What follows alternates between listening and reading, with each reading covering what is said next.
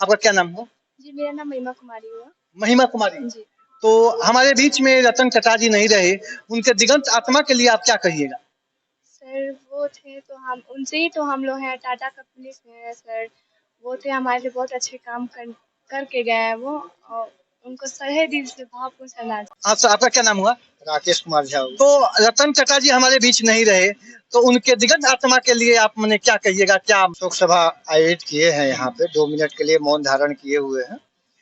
वो हमारे देश की एक हस्ती रहे हैं और उनकी भरपाई नहीं हो सकती है। श्रद्धांजलि है उनको, शत शत नमन। जय हिंद, जय भारत। आप देख रहे हैं ग्राम स्वराज 24 न्यूज।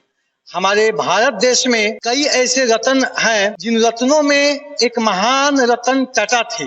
कहा जाए तो हमारे देश में कई विभूति रहते हैं, उन विभूतियों में एक महत्वपूर्ण विभूति रतन जी टाटा थे, जिनका इस देश में एक विश्वास के रूप में देखा जाता है और पूरे विश्व में उनके जैसा कोई आज तक दानी नहीं हुआ है। आज हमारे बीच में महान विभूति रतन टाटा नहीं रहे, लेकिन उनकी जो विरासत है, उनकी जो इस देश के लिए देन है, वो आज हमारे सामने उपलब्ध है, जो आज भी देश के काम में है। आप देख रहे हैं, ये उन्हीं का विरासत है। आप ये जो गाड़ी देख रहे हैं, ये रतन टाटा जी का ही देन है। उनको पद्म श्री से भी सम्मानित किया गया है और पूरे विश्व में रतन टाटा को इसलिए नहीं जाना जाता है कि वो टाटा कंपनी चलाते हैं, लेकिन टाटा कंपनी एक विश्वास का भी नाम है। जो भी लोग टाटा का नाम सुनते हैं तो एक विश्वास के साथ उससे जुड़े हुए हैं, क्योंकि एक बहुत बड़ी विश्वास है। और दूसरी तरफ कहा जाए तो रतन टाटा एक दरिया दिल थे। विश्व में उनके अनुसार उनके जैसा कोई दानी नहीं है, जो अपना पूरा जीवन इस देश के लिए लगा दिए।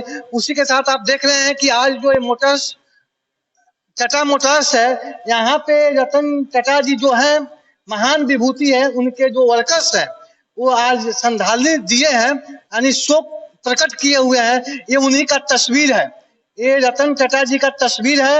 यह देश के महान विभूति है। हमारे देश में कई ऐसे रत्न, हीरे, डायमंड हैं। उन रत्नों में एक महान रतन टाटा जी भी हैं, जो आज हमारे बीच नहीं रहे, लेकिन वो जाने से पहले एक बहुत बड़ी विरासत छोड़ गए हैं। जो विरासत आपको यहाँ पर दिखने को मिल रहा है, ये गाड़ी भी उन्हीं के विरासत है।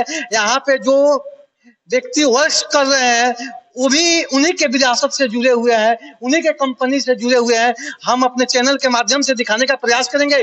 अब जो महान विभूति रतन टाटा जी हैं, उनके बारे में भी जानने को प्रयास करेंगे। सर, आपका नाम क्या हुआ? मेरा नाम जितेंद्र कुमार वाजपेयी हुआ। मैं यहाँ पे प्रबंधक के रूप में हूँ और मैं टाटा एजेंसी में लगभग 13 साल से काम कर रहा हूँ। और हमको जो फीलिंग है टाटा के प्रति, कि टाटा जो कुछ भी किया वो देश के लिए किया। और आप लोगों को भी पता है, जो जितना भी आमदनी है टाटा का, उसमें 65% ट्रस्ट में चला जाता है, मतलब देश सेवा में चला जाता है। तो इनके जैसा व्यक्तित्व ना इंडिया में कोई अभी तक हमको लग रहा है कोई पैदा हुआ, और ना फ्यूचर में क्या होगा सो नहीं जानता है। लेकिन आज के डेट में रतन टाटा मर के भी अमर है और इन्हीं के सानिध्य में करोड़ों लोग अभी अपना घर परिवार चला रहे हैं। और ये देश के लिए जो करके गए, वो शायद अब मतलब अविश्वसनीय है, और आप कल्पना भी नहीं कर सकते कितने लोगों का रोजी रोटी इनसे चल रहा है। अच्छा, टाटा को एक विश्वास के रूप में देखा जाता है, तो क्या टाटा एक विश्वास है, और टाटा ही एक ऐसी कंपनी है जो लोगों को अपना गुणवत्ता, मतलब जो भी सामान इसका खरीदिए तो आप एकदम विश्वास करके लेते हैं। टाटा का चाहे वो नमक हो, टाटा का चाहे वो कार हो, टाटा का जैसे अभी हवाई जहाज एयर इंडिया जो लिया टाटा, तो उस पर भी इनका जो एक विश्वास था, जिसको लेके इंडिया गवर्नमेंट उसको मतलब फायदे में नहीं चल रही थी, और ये उसको टेक ओवर किए, तब से एयर इंडिया के प्रति और विश्वास बढ़ा है। मतलब कि टाटा सुई से लेके जहाज तक जो कहानी है वो एकदम सच है। और टाटा के प्रति विश्वास, इंडिया का बच्चा हो, बूढ़ा हो या जवान हो, सब लोग विश्वास करता है टाटा के प्रति। तो आप देख रहे हैं कि टाटा की जो विरासत है, वह ईमानदारी और विश्वास पर खड़ा है, यानी उसका आधारशिला ईमानदारी और विश्वास है।